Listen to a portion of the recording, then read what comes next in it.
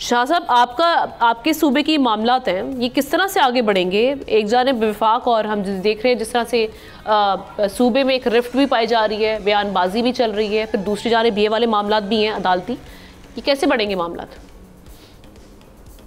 देखिए, दो चीज़ें बड़ी वाज़ेह हैं। एक जो आईनी मामला है असेंबली बुलाने का, उसके ऊपर तो कानूनी तौर पर कल जो वज़ीर कानून है उन्होंने कहा कि गवर्नर साहब जो है वो बाउंड है कि वो कैबिनेट और जो सूबाई असेंबली है उसके एडवाइस के ऊपर जो है स्पीकर के ऊपर वो काम करेंगे। दूसरी तरफ गवर्नर भी ज़ाहिरी बात है कि वो मुखालिफ पार्टी के रिप्रेजेंटेटिव हैं, JUIF से उनका ताल्लुक है और ऑब्वियसली उन्होंने अपोजिशन जमातों की फेवर के लिए ये ऑर्डर जारी किए। अब देखना यह है कि कानूनी तौर पे लॉ डिपार्टमेंट क्या इस हवाले से जो है वो अपनी राय देता है। लेकिन आज जो असेंबली का इजलास समन किया गया था वो अब तक तो नहीं हो सका। अगर इसके बाद कोई ऐसे मामलात हो, अगर कोई रात गए तक कोई बुलाया जा सके या कोई रिकंसिलिएशन हो, ये एक अलग बात होगी।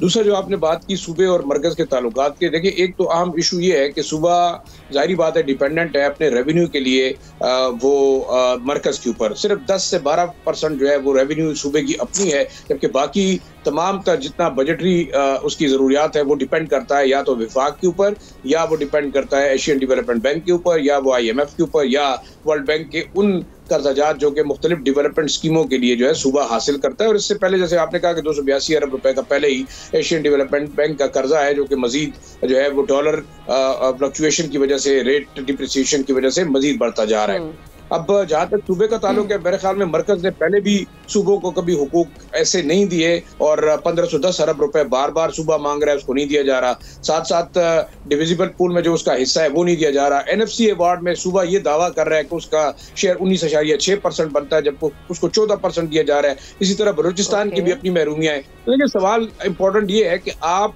जो फेडरेटिंग यूनिट्स हैं उनको आपने 18th अमेंडमेंट के तहत अगर जो डिवैल्यूएशन कर दी, तो क्या आया वो तमाम फैसिलिटीज उनको दी गई? मेरे ख्याल में नहीं दी गई। जो मर्ज एरियाज थे उनको जम तो कर दिया गया, लेकिन उनके हिसाब से जो 10 अरब रुपए सालाना देने थे वो नहीं दिए गए। तो अब ये तमाम चीजें ऐसी हैं जिसके ऊपर मरकज जो है वो मेन रोल अदा कर सकता है अगर वो अपनी तमाम इकाइयों को साथ लेके चलता है। अब अहम पॉइंट ये है कि एक ऐसा सूबा है जिसके अंदर मरकज में जो PDM की हुकूमत है वो उसके साथ कोलिशन में नहीं है। तो अब देखना ये होगा कि मरकज आया सूबे को स्ट्रेंगुलेट करती है या उसको वो तरक्की करने देती है, उसके जो लाइन ऑर्डर के इश्यूज हैं, टेररिज्म के इश्यूज हैं, बाकी जो इश्यूज हैं उसके ऊपर उसकी मदद करेगी कि नहीं करेगी। सब्सक्राइब करें और बेल दबाएं ताकि कोई खबर रह न जाए।